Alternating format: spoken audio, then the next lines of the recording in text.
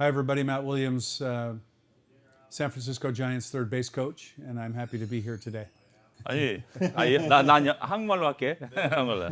나는 우리 맷 윌리엄스 감독님하고 애리조나에서 같이 이제 선수 생활을 했는데 감독님은 우리 샌프란시스코에서 레전드였었고 애리조나에서도 레전드였지만 그때 옛날 샌프란시스코하고 지금 샌프란시스코가 어떻게 다른지 난 궁금해요. What is it like coming back as a coach now to play in San Francisco, coach San Francisco? So, San Francisco is essentially my home. Okay. That's where I started, and I played for 10 years here. We were fortunate enough as teammates to win the World Series in Arizona, but I still consider San Francisco my home because that's where I started. Okay. I'm happy to be back as a coach now. Okay. As an old guy.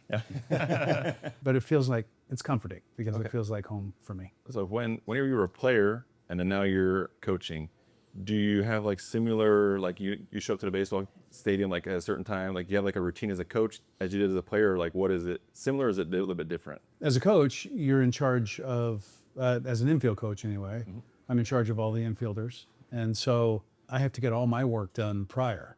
Okay. So there's longer hours as a coach. Okay. I have to get a workout in, make sure that I'm... Show up early and leave late. Exactly. Yes, sir. So, but that's part of the deal. Okay. As a player, it's a little easier.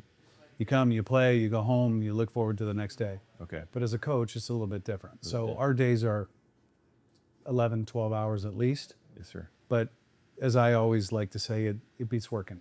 Yes, sir. You know, like we get to continue to play. Yeah. Yes, sir. Albeit as a coach and do what we love to do. 그 당시 나는 좀 궁금한 게 옛날에 이제 우리 같이 뛰었던 루이스 곤잘레스도 있고 랜디 존슨도 있고 뭐 다 있는데 요즘 이제 샌프란시스코에서 이제 있으면서 이 선수들하고 좀 약간 이게 약간 이게 어떻게 좀 바뀐 것 같냐고 난 궁금하다고. Now you're coaching here in San Francisco. Like, who do you feel like is the most like popular player these days for like San Francisco? Usually the guys that sign the long-term contracts. So Matt Chapman, Willie Adames. We traded for Rafael Devers. Okay. So and he comes with big fanfare being from the East Coast. Okay. But we also see some of the younger guys that are becoming popular. Casey Schmidt. Patrick Bailey is one of the best catchers in the game. So they're gaining in popularity with the fan base here and as we travel around with other fan bases as well. So some very talented young players that are trying to make their way still. Yeah. But they'll be the next generation, hopefully of great Giants with long careers and success to go along with it. How the atmosphere or the system is changing like, compared to when you were playing with them? Yeah, it's a different game today, for sure. There's social media, there's fan interaction that we didn't necessarily have. Yeah. So the game's changed. I think there's a little bit of, I don't know if it's lack of the fundamental part of the game, but it's not as looked at as much today. Certainly the pitching is different, the hitting is different, and it's all about, playing for that big inning, if you will. Okay. The fundamentals are really important, and as you get to the latter part of the season and you get into the playoffs, those fundamentals tend to show up.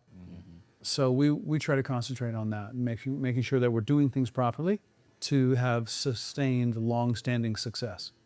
And that if you get to the playoffs, that's what it's going to be all about anyway. So as coaches and as a team, we try to focus on that. The game has changed a little bit where it's not so much the focus anymore. I have a question. You mentioned Bailey or as like a new up-and-coming player, and Buster, he's still here like in the Bronx.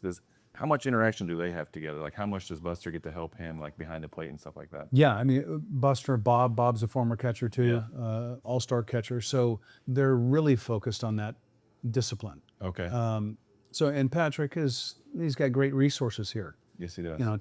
To be able to ask questions or bounce things off of both Buster and Bob. Nice. And Alex Berg, the catching coach. Okay. But it's nice to have that, with a young player that's trying to find his way. Yeah. Granted, he's established, he's a quality player, but he's trying to improve every day too. So he's got great resources to go to if he needs to. Nice. I think if you ask Patrick, he would say that his season hasn't gone the way he's wanted it to so far, but all of the framing metrics and all of the defensive aspects of it, he's certainly at the top of the list as far as catchers go in all of baseball. 지금 맷 채프먼이 떨고 있으면 샌프란시스코에서 하고 있지만 볼 때마다는 맷 윌리엄스 감독님이랑 비슷하다는 느낌이 많이 들어서 맷 채프먼을 보면은 좀 어떤지 나는 He just felt like when he sees Matt Chapman all the time, he just thinks of you. Like he feels like you both two are kind of similar because he remembers like how you played. yeah, good defense and then like a 30 home run, 40 home run, like a pop. Yeah. Then really good defense, really like a smooth. Do you like compare like your playing style to his playing style? I guess. I think for me, I think Chappie's a better athlete than me. Oh, really? Overall. So I think he's faster. I think he's got certainly as much power, if not more. The question that we all have is consistency within that, right? So defensively, he's got for me, the best arm as a third baseman in the game. I think he closes better than anybody, so he can play deep and close on the baseball and make the outs. Certainly a leader on our team. His ongoing efforts over the next however many years he's signed here is to become the offensive force that he wants to be. He's certainly on that path. He'll end up with 30 homers and close to 100 RBIs this year again and play platinum-style defense. So, how can you argue with that as a organization or as a coach? He's fun to work with. You managed in Korea for a few years. Yeah. Managed in the MLB and the KBO. What do you feel like are like some similarities and also like big differences that you like recognize like as a managing in like both leagues? Well, it's interesting as the infield coach, I have to pay attention to how often the opposition bunts. Okay. What do they do for sacrifice bunting? Okay. There was a time recently that just was non-existent. Yeah. That opposing managers didn't want to bunt. Okay. It seems as if it's changed a little bit. So as we do our analysis and our data every day, we understand that the small parts of the game have become more important. Okay. The Korean style, as I know it, albeit very limited, it's about the fundamental. It's about making the play that you should make. It's about moving a guy from second to third with nobody out. Okay. It's about hitting the sacrifice fly with a man on third and less than 2 outs. Okay. Those are really important parts of the game in Korea. In Korea. Yes. And how they're taught, how players are taught. Here, it's a little bit different, but I think it's trending toward that style. More going back to like a more small ball kind of like. Yeah, I mean, you see averages coming down as a whole.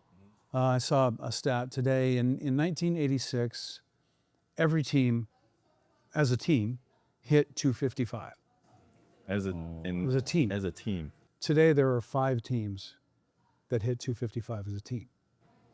So what does that tell us? It tells us that the pitching's getting better. That sounds like a lot better. Right? So the philosophies of front offices and organizations as a whole look to try to take advantage of any run scoring opportunity because they're few and far between potentially. Okay. You open the door to the bullpen after you get past the starter and just about everybody throws 100. Almost all of them. Yes, sir. So it's really difficult. So those opportunities are really important when they do come. Okay, so now, like you just mentioned, like when the bullpen guys come in, all those guys throw hard. When you were a player, they had really good stuff, but they weren't the fastball wasn't as much. So whenever you had guys coming out of the bullpen, like what do you think guys did back then as to compare? Like you say, I mean, they're coming at you now. I mean, they're throwing 100, 102, 103. Yeah. Like back then when you were playing, like what were their strengths? Do you think, like coming out of bullpen guys? For me back then, it was a difference between control and command. Okay. So when I was a player, I felt like the opposing pitchers could command their pitches. Okay. So if they wanted to throw a slider to their glove side, they threw it there. If they wanted to throw the same slider to their arm side, they could do that. Okay. Today it's more power oriented, Getting after it. and it's Here it comes. top of the zone heaters as hard as you could throw it, and take your chances. Okay. So there's more swing and miss, certainly. The batting averages go down, and the opportunities are less in today's game than they were back then. Okay. 그리고 나 또 궁금한 거는 나는 맷 감독님이랑 애리조나에서 나는 그때 루키였고 이제 베테랑이었는데 너무 잘한 모습만 봤었고 근데 내가 궁금한 거는 맷 감독님도 루키 시절이 있었을 텐데 그때 처음 루키 때 들어와서 상대했던 투수가 기억나는지 그때가 어땠는지 나는 궁금하다고. So when he came to the Diamondbacks, he was a rookie and you were a veteran, and he was just curious. The first pitcher you faced when you were a rookie, 기억이 나는지. do you have a memory of that? Yes. So when I first got called up, I was fresh out of college, and I had played 72 games of low A ball. Okay. And I found myself in the major leagues facing Earl Hershiser my first day. Oh, really? Yeah. So I got a base hit, Nice. which was great. So I thought, well, this is going to be easy. And then the next day it was Fernando Valenzuela, and I don't even think I fouled the ball off. Really? Yeah. So I was brought back to earth very quickly the following day. But it was my dream. I get to live my dream. Yeah. And I got to face one of the best pitchers in all of baseball at that time. That's impressive. On my first day at Dodger Stadium. That's very Wow. Yeah.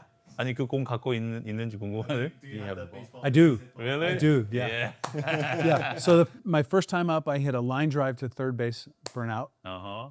The next time I struck out. Uh-huh. And my third time up, I hit a ball kind of off the end of the bat, and it trickled through the infield into center field for a base hit. hit. Yeah. Nice. So that's in that moment, I got to fulfill my dream.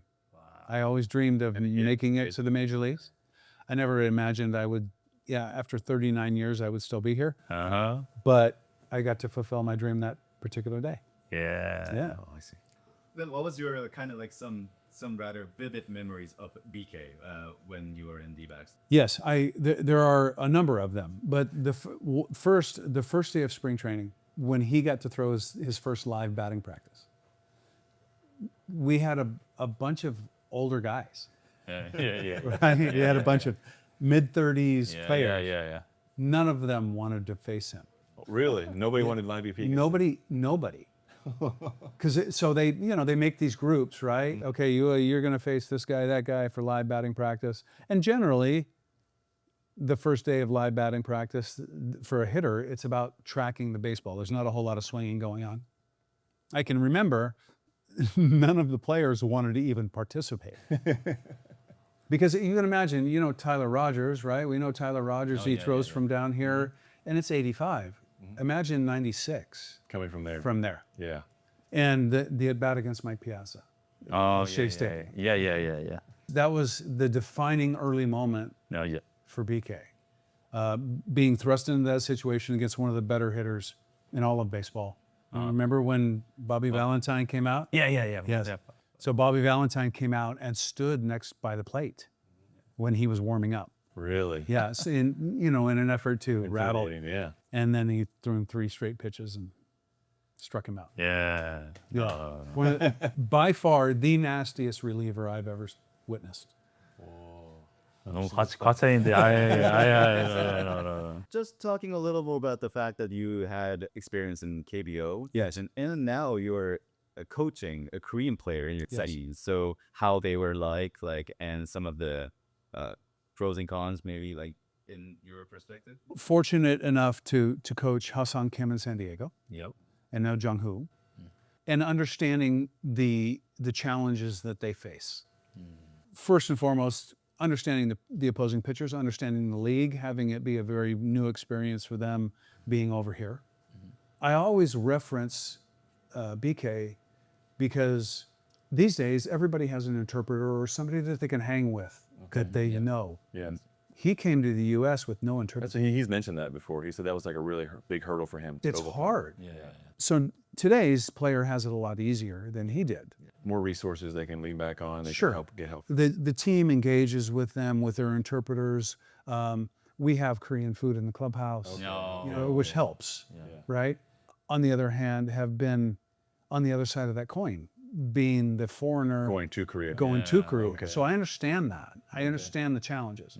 So if I can help Jung-hoo or any other Korean player with my experience, and living that their scenario. You've been in their shoes. I've been there. Yeah. Yes, sir. So it helps. Yeah. The first day of spring training, Yeah. he showed up and I met him and I spoke a little Korean to him and it made him relax a little. Just a sense of home. And so, knowing that somebody is there that you can go to our team has been great with Welcoming. wrapping their arms around him, and he's a very vital part of our team. So this year, he's had a little bit of a struggle for the first time. Yeah. Okay. So that's it's not easy, but everybody's kind of huddled around and support him in every way they can. So it's been a good experience for him, I think. Awesome. What do you think young Korean players nowadays can that are striving to play in MLB? What do you think they can kind of work on to appeal to different MLB teams and franchises? With the advent of more players coming from Korea over here, I want the young Korean players to know that there are resources for them. Teams understand the intricacies of coming from a foreign country to the U.S. to play. They understand that they need to provide those resources for the Korean player. Yeah. Because it's not easy. From a baseball perspective, I think it's really important for the young players that are in Korea now and want to come here, just to understand that it's a challenge. It's going to be a challenge. But bring what you know here is important. My experience over there is such that I appreciate the work ethic.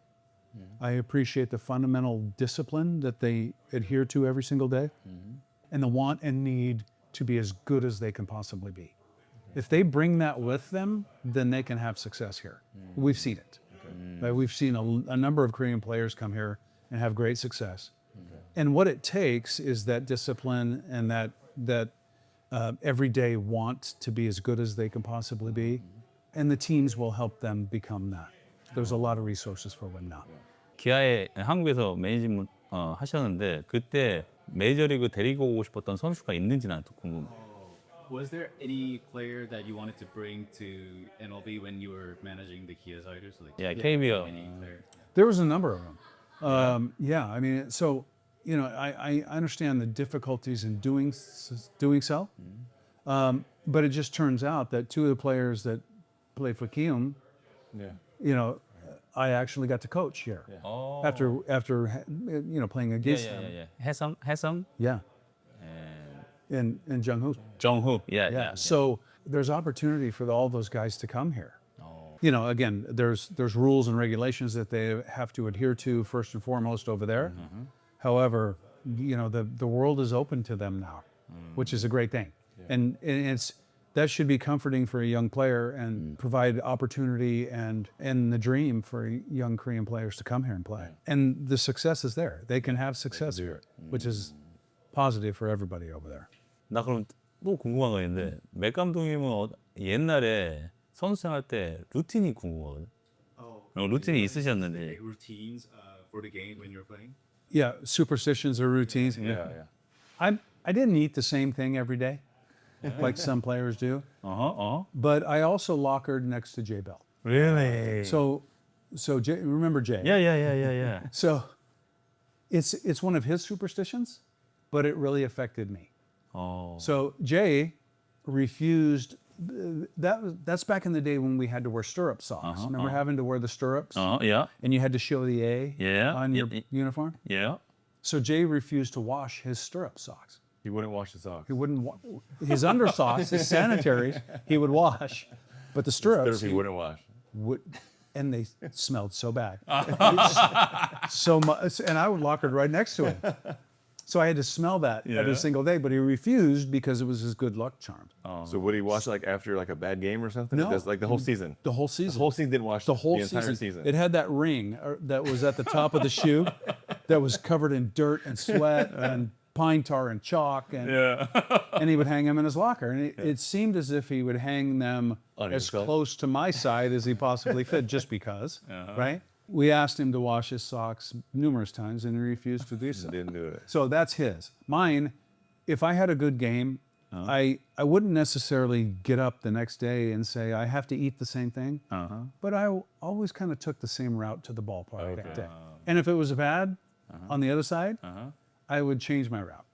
Okay. So there is some superstition there, but I didn't have to eat chicken like Wade Boggs or anything like that prior to a game. But I was not opposed to doing the same thing if it all went well. It went well, yeah. Yeah. 아니 나 기억나는 게 제이벨 옛날에 글러브를 어렸을 때 끼던 글러브를 계속 끼고 있던 거 나 기억나거든. 근데 맥 감독님도 글러브 같은 거 뭐 이렇게 없었나? He remembers Jay Bell's glove, but he doesn't remember your glove. Yeah. So there's a lot of players at Jay, great counsel. They've had the same fielding glove that Yeah, they yeah. use for their gamer for like 10 years. Yeah. I was different. I wanted my glove firm, and if it got too soft, then I didn't like it. So I would change. I would use 2 or 3 different gloves every season. Every season. So I wanted it firm. So I would constantly be breaking one end for batting practice in anticipation of the gamer getting too soft, and then I would just switch them. Okay. So some guys have, some guys are different. It's their feel. But Jay's glove, Like for 10 years, you use it was like it was from 1940. yeah. And we used to tell him about it. Yeah. And he would say stuff like, we'd say, Did you like Change your glove rethread out. it at all, or no? You just like everything was the original. it was covered in pine tar. So the pine tar, when it hardens up, it's Yeah, like it's hard. hard. Yeah. Right? But it was as if that was the only thing that was keeping Holding it it together. But we'd say, God, you got to change your glove. Yeah. And he'd say, well, you can't argue with the results. Wow. Right?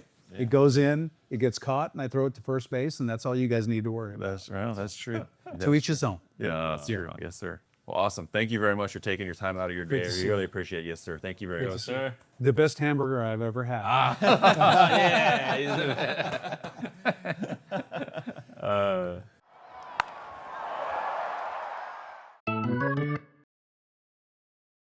There's Hershiser and then the 네, 발렌스웨라. strong 1-2 punch. 와우. Yeah. Not so good the second day. I don't even think I fouled the ball off. He kept throwing me the screwball, and I kept swinging it, Yeah. missing it. It's like Yeah, I'd go like this. 안녕하세요, MLB Korea fans. This is Matt Williams. Welcome to the MLB Korea family. Today we have a really exciting topic for you.